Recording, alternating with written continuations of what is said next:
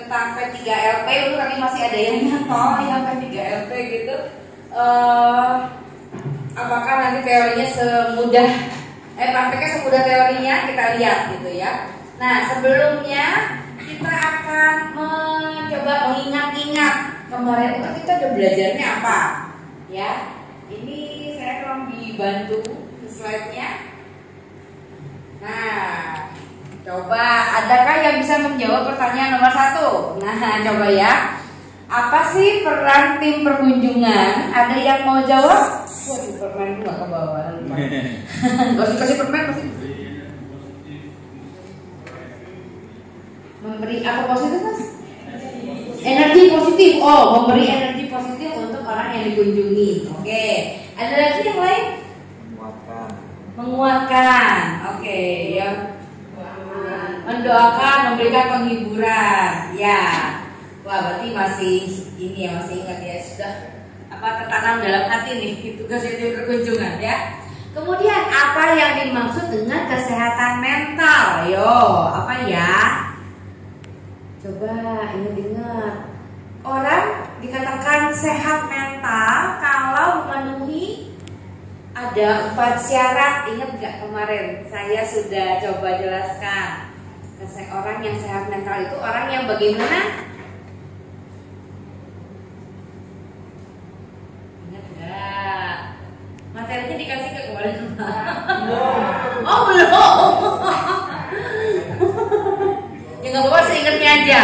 Orang itu dikatakan dia sehat mental sebenarnya. Nah, ini dilihat aja di sini nih. Ini semua yang di sini saya kira sehat. Kalau berani sehat ada di sini berarti semuanya sehat mental.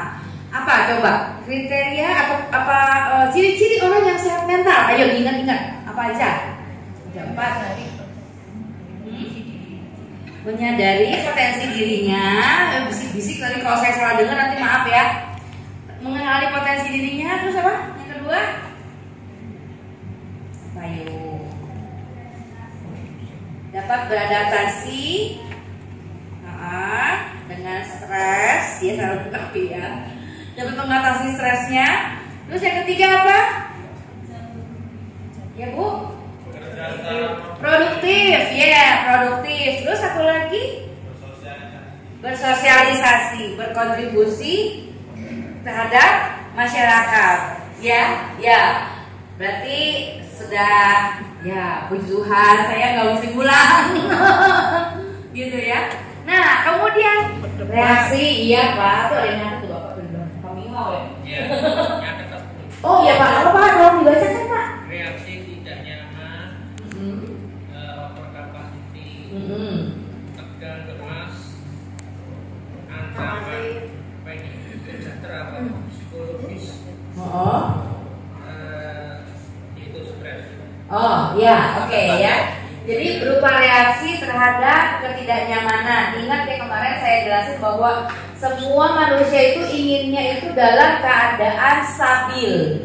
Ya pokoknya enak aja gitu. Begitu ada perubahan, maka perubahan itu menimbulkan reaksi yang namanya stres. Dan itu kita berusaha untuk bisa mengatasi rasa stres itu, mengatasi kecemasan, kemarahan, ya perubahan-perubahan itu. Ada yang bisa diatasi sendiri, ada yang perlu bantuan orang lain. Makanya menurun gitu, dia nggak bisa makan atau mungkin seharian dia belum makan, kita bisa menawarkan apakah mau dibuat makanan misalnya ya. Kalau misalnya kecuali kalau misalnya keadaan darurat, bencana gitu. Nah, kita bisa melihat juga tadi ya, orang yang mengalami musibah, rumahnya misalnya kebanjiran, apa yang perlu dilakukan ya? Yang pertama harus diselamatkan dulu dari tempat banjir itu, dibawa ke tempat yang aman ya. Jadi ya, ingat toxic positivity ya. Jadi nanti kalau latihan, coba kalimat-kalimatnya itu diusahakan ya. Kalau misalnya nanti masih keliru, enggak apa-apa ya, namanya ini masih berproses gitu. Berikutnya, nah ini tadi ya, toxic positivity atau racun yang positif itu ya, menutupi atau menghindari masalah ya, terus kemudian merasa bersalah, menyembunyikan perasaan, mengecilkan perasaan orang lain, ya, merasa malu karena tidak bisa bersikap positif dan menyingkirkan situasi yang menyakitkan. Ini tidak perlu dilakukan. Ketika kita datang ke tempat orang yang sedang bergumul berat, kita mau mendukung mereka, bukan mengajak mereka untuk menghindar dari masalah, gitu, ya. Itu seperti apa tuh yang toksik tuh? Kayak misalnya apa? Itu apa? Tidak perlu. Coba agak mundur lagi slide-nya. Satu slide. Satu, dua slide mungkin ya. Nah ini. Iya. Menyingkirkan situasi yang menyakitkan itu misalnya kalau dalam percakapan seperti apa, lalu membuat orang lain merasa malu karena tidak bisa bersikap positif itu atau mengecilkan perasaan orang lain itu masing-masing juga. Oh iya. Supaya nanti ketika kita berlatih langsung lebih pas ya. Nah, kalau yang Yu kemarin datang masih ingat saya kasih gambar ilustrasi itu. Ada satu orang bilang curhat sama temennya. Dia bilang, aduh aku nih baru aja diberhentikan dari pekerjaanku, aku nih lagi sedih banget. Terus temennya jawab apa? Udah apa-apa gitu ya, yuk kita dolan aja sekarang, udah gak usah dipikirin, gak usah pusing. Nah, satu lagi jawabannya apa? Yang satu lagi, ini gak gambar yang saya kasih tunjuk itu. Ini saya potong jawab pasang gambar dulu tadi. Apa yang bisa saya iya kamu lagi sedih banget pastinya ya, kehilangan pekerjaan. Apa yang bisa saya bantu buat kamu? Nah, gitu Pak. Jadi dua-duanya kelihatannya baik, tapi yang lebih pas adalah yang tadi ya, yang berempati dulu sama perasaannya. Jadi kamu pastinya berat banget ya. Saya nggak kebayang kamu sedihnya seperti apa. Saya bisa bantu apa buat kamu? Nah itu masuk ke PFA Pak. Ya. Tapi kalau misalnya kayak tadi ya, kayak nyelimut kayak gitu, udah nggak usah dipikirin, kerjaan banyak gitu ya, cari lagi, semangat. Nah itu kelihatannya baik, tapi itu seakan-akan itu tadi menghindar dari situasi yang tidak baik ya, mencoba untuk apa ya tadi makan topeng, menyebut-nyebut kayak. Akhirnya kayak yang satu gambar lagi yang kemarin itu yang cerita kucingnya mati, ingat gak? Ada seorang anak cerita kucingku mati, terus jawaban temennya, oh lah kucing banyak nanti cari lagi gitu ya. Terus akhirnya apa? Dia naga dan keluar gitu ya, karena dia merasa tidak dipahami perasaannya kayak gitu ya.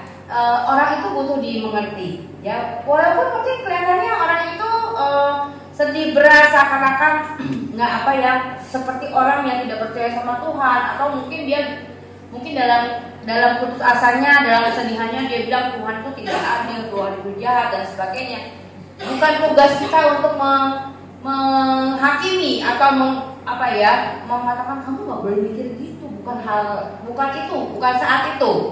Tapi kita mencoba memahami bahwa dia ini lagi marah sama Tuhan. Salah satu ciri orang stres adalah orang yang marah sama Tuhan, gak mau berdoa, dan itu tidak apa-apa dalam artian untuk kondisi lagi dalam pergumulan berat ya.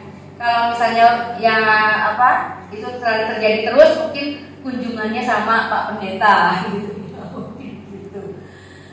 Ya, begitu kira-kira Pak. Oke. Ya.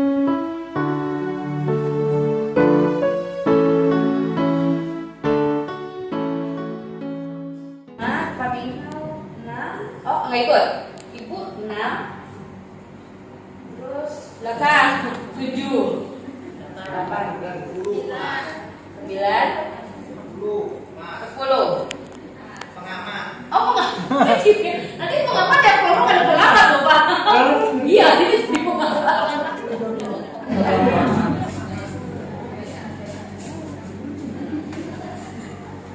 Saya beri waktu untuk berdiskusi sampai jam 7:20 ya, 10 menit deh ya, boleh dibicarakan kasusnya, terus nanti kira-kira apa yang akan dikerjakan gitu.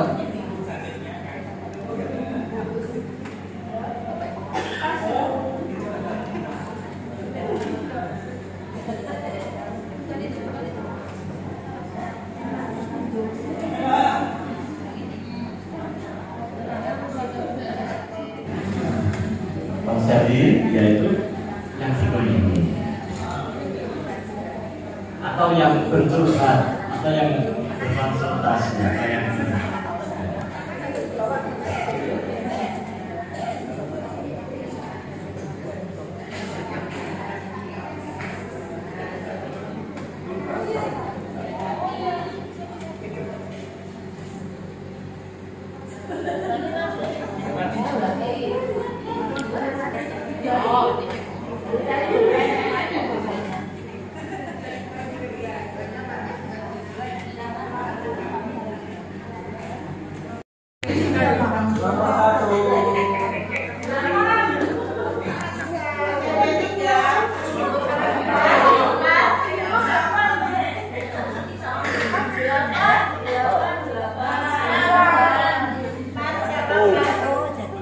berapa orang nih nanti? Oh, 3 orang.